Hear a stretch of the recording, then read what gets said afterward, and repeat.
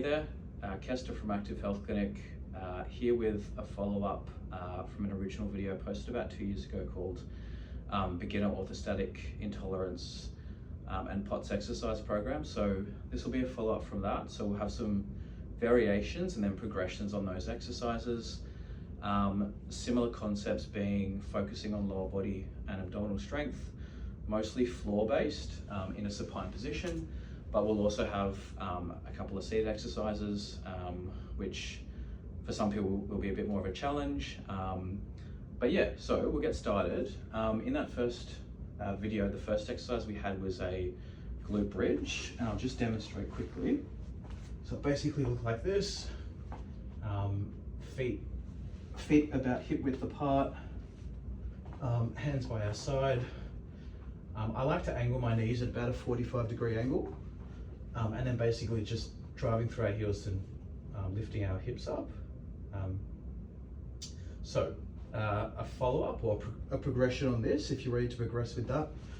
Generally, to guide that progression, I think about if you can quite easily breeze through 12 to 15 reps of the double leg, the one I just demonstrated, and you want to challenge yourself, and that exercise post-exertionally isn't giving you any issues, it's not making your symptoms any worse, it's very much kind of within your baseline, and you want to challenge yourself a little bit more, we can go with the 2 up, 1 down. So basically, the first part of the exercise, the concentric portion, looks exactly the same. We're going up like this, but the difference here is we're going to lift one leg off the ground and then lower ourselves down with just on one leg.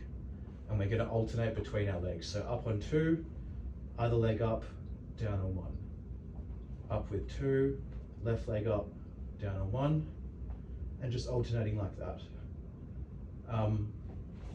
So I like this as a progression because you obviously can just do single leg upwards and downwards, but what this does is it kind of it's kind of a segue between those 2 stages, and it means the eccentric, so the downward phase is a little bit more difficult. It's also good because that downward phase, because you're off balance, it kind of forces you to engage your core muscles, which is really helpful for dysautonomia and POTS. You know, that's really helpful for blood flow. And yeah, like I said, it can be a nice bridge between that double leg to single leg. Cool, so that's number 1. So that double leg bridge was in that first video. The next one we had was a supine calf raise. So on our back, just like this. So a progression on that is, we can actually do it seated, and so you know, any chair. You might prefer one with a back, so you can kind of sit up straight and have the lumbar support, but pretty straightforward. We're just going to lift our heels off the ground. It's the same thing. You can add weights. Got some 3 kilo weights here. You can add them on your knees. That's going to make it a little bit more difficult, but you know, all the other kind of factors there are the same. Just think about driving through your big toe. A lot of people with dysautonomia POTS are going to be hypermobile, so we kind of avoid that outward kind of rotation, rolling out and putting, you know, strain through your ankles. You just want to be going straight up and down, and just think about driving through your big toe in line with your big toe, like that. Similar thing, going for 12 to 15 reps. The literature says that, you know, you can continue to build strength and stimulate muscle growth up to 30 reps within a set, but I would probably aim for somewhere between, you know, 8 to 15. Once you're doing 15 really easily, you might want to think about increasing the weight or potentially increasing the volume by adding sets. You can do it standing as well. Next exercise is this exercise is, the aim is going to be targeting our abdominal muscles. However, our hip flexors are going to be involved here. But as you're doing this, I want you to be thinking about engaging your abdominal muscles. So a good way to do that is, so this is the position we'll be in, somewhat similar to what we were doing with the bridge, but rather than being legs at a 45-degree angle, more at a 90 or even further. Lying flat. The first thing I want you to do is think about flattening your lower back. So obviously our lumbar spine, you know, curves like that. So we want to flatten it on the ground. And by doing that, we're engaging our abdominal muscles. So we're going to do that up first. And then we're going to lift one leg up at a time. And just coming until we're making a 90-degree angle with our thigh and our stomach, like this. And then the other side.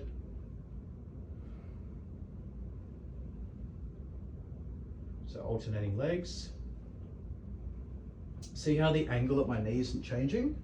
So I want to avoid this as I'm moving my leg. We want to try and keep that at a 90 and just be flexing at the hips. Like that. I did say, flatten our lower back on the ground while you're doing that.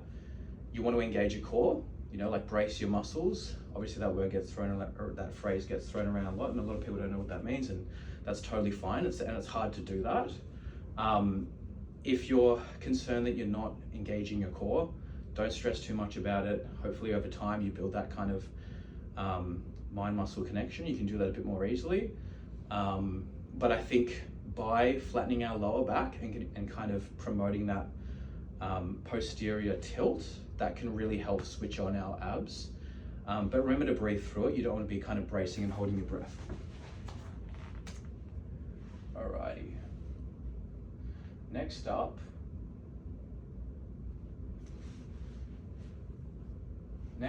we had what we were doing is we had that hip abduction like this. That one should be good for a little while.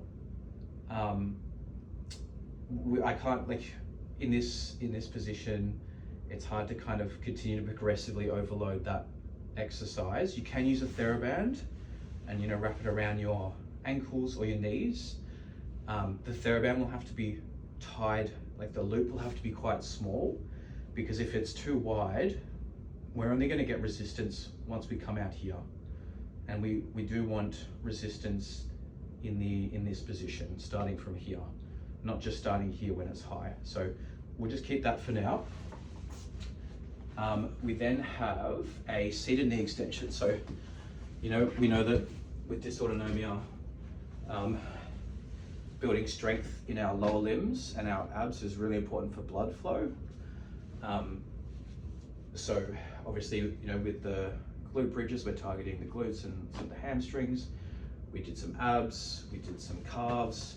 Obviously these muscles on the front, the quads, the quadriceps, we need to try and target those as well. This can be hard without equipment like a resistance band or a machine that the knee extension. Obviously we can get our quads by doing squats, but potentially we're not there yet, which is fine. That change of position can be difficult. So what we can start with, I'd say where I'm sitting is probably not the best. I'd prefer to have a chair that's a little bit higher. And what I'm basically doing is just extending my knee out like that. And I can just hold for 3 seconds and then come back down. Ideally, I want to be up a little bit higher because obviously the ground's in the way. I'd prefer to be up here so I can get a nice kind of smooth range of motion. But coming up and just holding for 3 seconds. Ideally, you'd be up on a stool or something.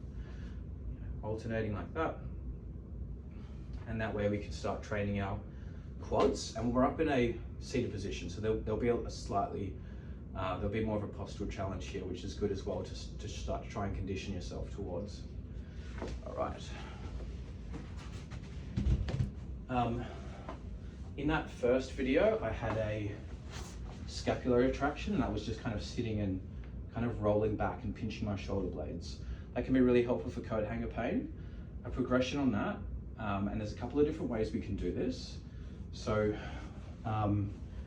if your postural symptoms are quite severe, obviously you're going to be most comfortable in this supine lying down position, and you can just do it on your back. So basically what we're going to do is start in this position, arms up, straight, and we're just going to try and think about letting our shoulders sit deep in our sockets. And I'll show you sitting up.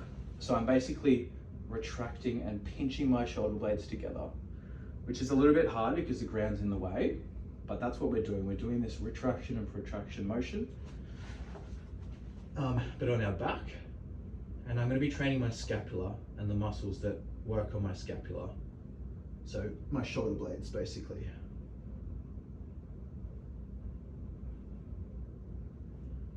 Just like this, nice and controlled. So letting my shoulders sit deep and heavy in my sockets, and then back up. I would be careful if you have shoulder instability. However, I'd say generally this is a pretty low risk activity and exercise, but just start small. If it's really painful or it feels unstable, don't persist with it.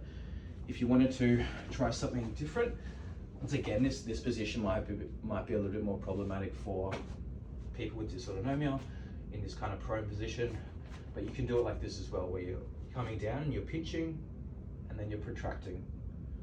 So like letting your, just what I was doing then on my back, but I'm in a different position. I can also do it against a wall as well. Cool, so that's part 2 of the beginner orthostatic intolerance and POTS exercise program. Thanks for watching.